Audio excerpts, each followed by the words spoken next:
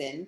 I am thrilled to be introducing our next team, BioMetrix VR. They have done a great job growing over the course of this past year during the HexSite program.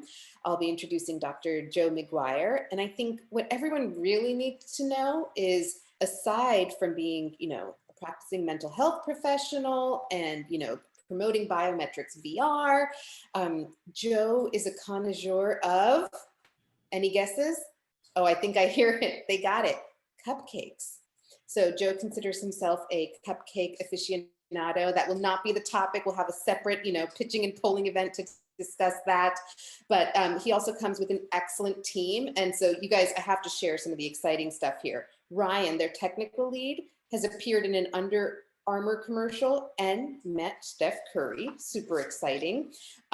They also have Carice, their design lead, who was a gymnast and used to perform at 76ers games. And then Mike Kent, their business lead, used to play the bongos in an Afro-Cuban band and saves lives on the weekend in his role as an EMT. So, Joe, you've got cupcakes going for you, but sounds like it was some good teamwork. So, BioMetrix VR, take it away. Fantastic, and thank you so much for that introduction. As Ash said, I'm Dr. Joseph McGuire, and I have the pleasure of representing BioMetrix VR, a technology company with a virtual reality product that reimagines mental health care for children. Children just like Lily, who's feeling overwhelmed, constantly worried, and avoiding life. She feels this way because she suffers from anxiety. And as a therapist and one who leads an internationally recognized anxiety disorder center here at Johns Hopkins, I understand the challenges confronting Lily and her family, and I know they're not alone. Anxiety disorders are among the most common mental health problem and affect 20% of children. According to the CDC, approximately 4.4 million are just like Lily and suffer from an anxiety disorder, making it a pressing public health concern. The journey for these families is almost always the same. Grades drop, social situations become avoided, things at home start to get bad enough, which leads families to start to pursue treatment. After weeks or even months, Lily and her family have an appointment with a mental health provider. The provider determines that anxiety is underlying Lily's problems and provides a diagnosis. Lily and her parents start to learn evidence-based skills to manage anxiety in the provider's office. However, after a few weeks, Lily's still not getting better. So what's wrong? What's causing these problems for Lily and her family? Well, to get better, Lily has to practice her homework or do her therapy exercises at home. Clinical trials show that therapy homework is essential and linked to positive treatment outcomes.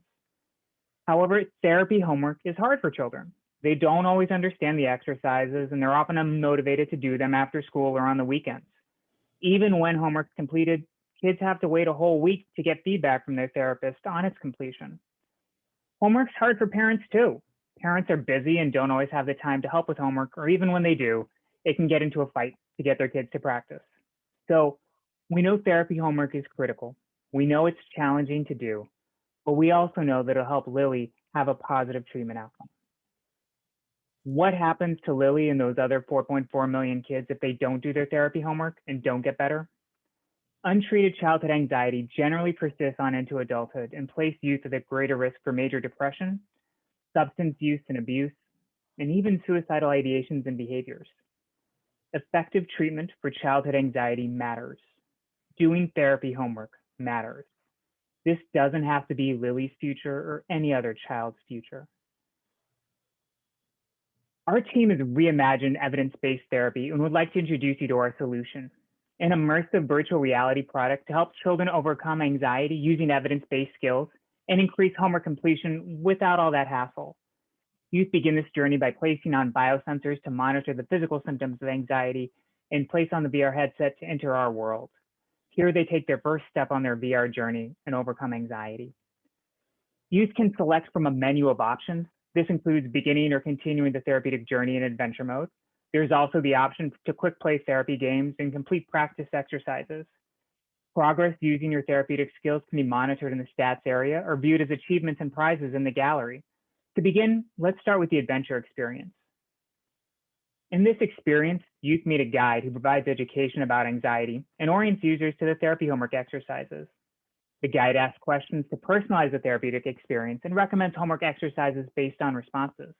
For example, for a child who has more physical symptoms of anxiety, like a faster heart rate, the guide would encourage starting off with games that focus on deep breathing or mindfulness to target those physiological symptoms. Users also get to personalize their avatar in our VR experience.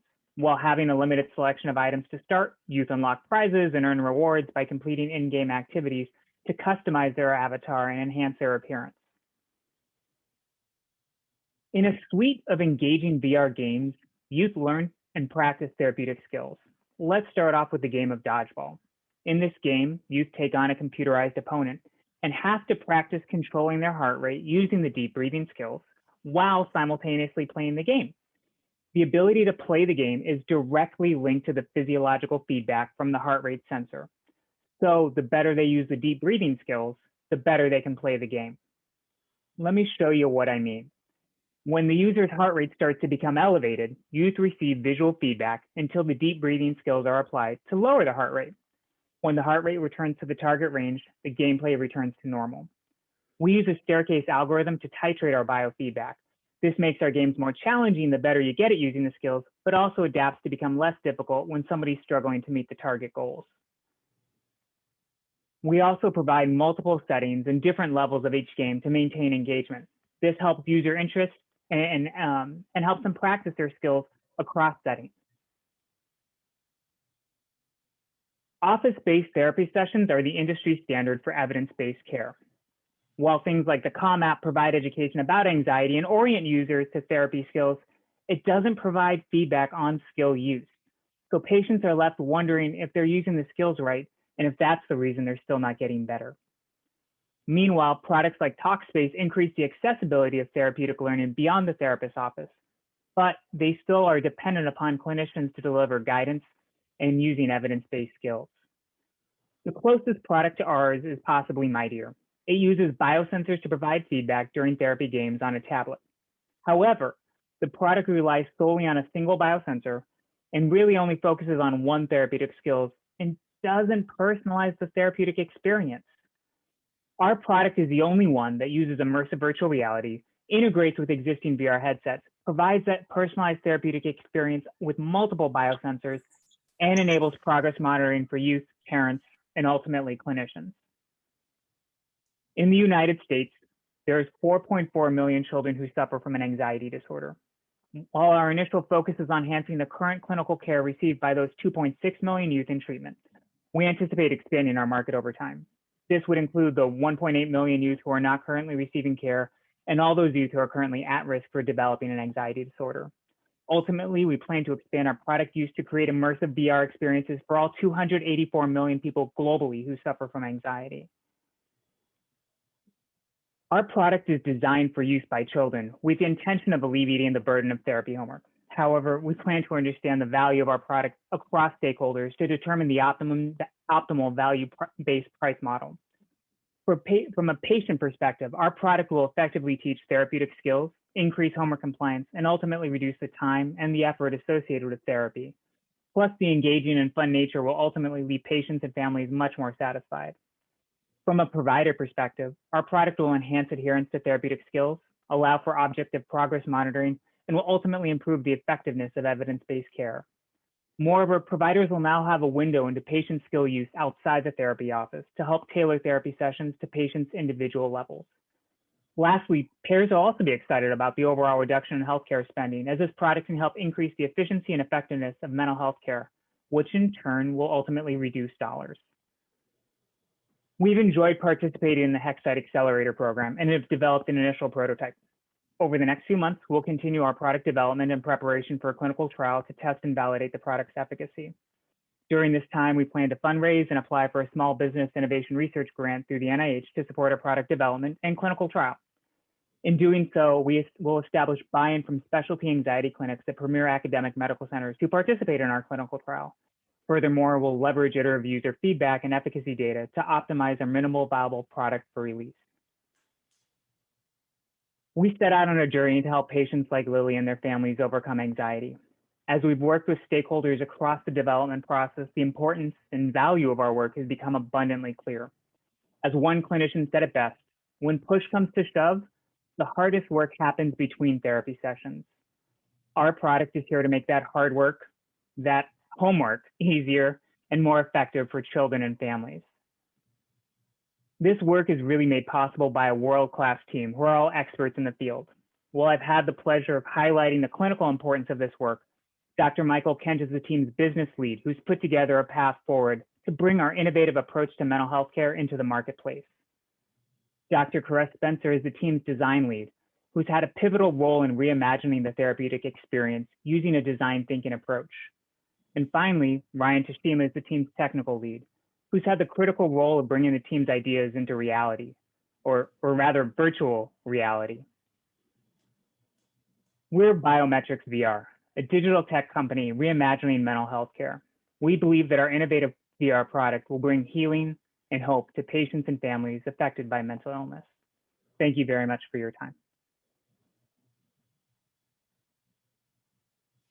And the website is below in the chat.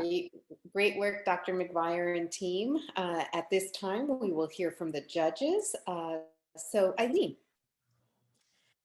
Yeah, Joe, thank you very much. That was a terrific presentation. And wow, what a great need there is, and what a creative solution from my perspective. I thought it was great. I thought that perhaps you should have been sending cupcakes to the judges to wow us. But having heard the presentation, I don't think it was necessary. So good for you. Well, thank you. I appreciate that. And I would just say, I thought, at the foundation, we work in education and have seen how VR is really energizing for kids.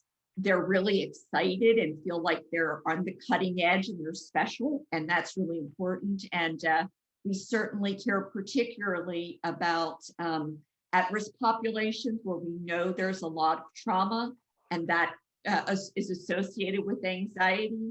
And so I think it's a really creative solution for lower income communities to address a need that traditional settings are not going to be a good fit for.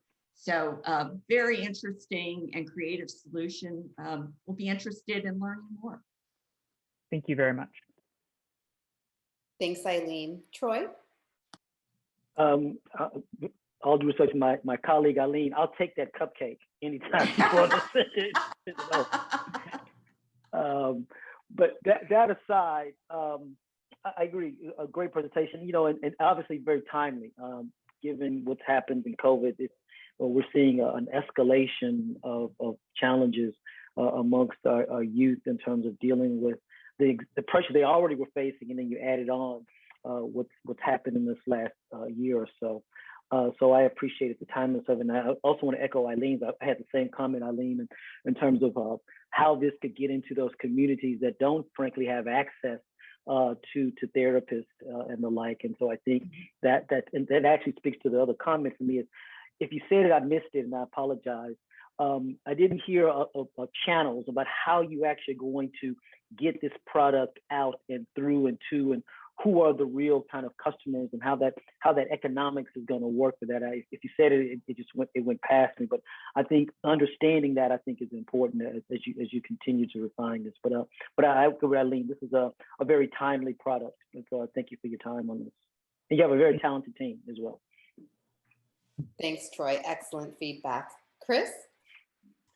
Yeah, Joe, great job. I mean, an area that people are going to be seeing more and more in their everyday lives.